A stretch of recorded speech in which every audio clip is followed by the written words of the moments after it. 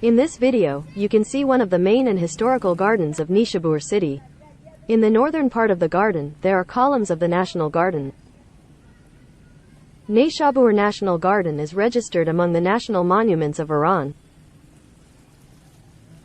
In the southern part of the National Garden, the main building of the City Council of Neyshabur and the Intellectual Development Center for Children and Young People of Neyshabur are located. Neyshabor National Garden belongs to the Pahlavi period and is currently owned by Neyshabur municipality. Neyshabor National Garden is one of the main tourist spots of Neyshabur due to its location in the center of Neyshabur.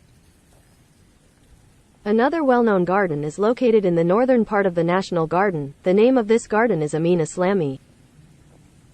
You can click on this link to see the video of Amin Islamic Garden.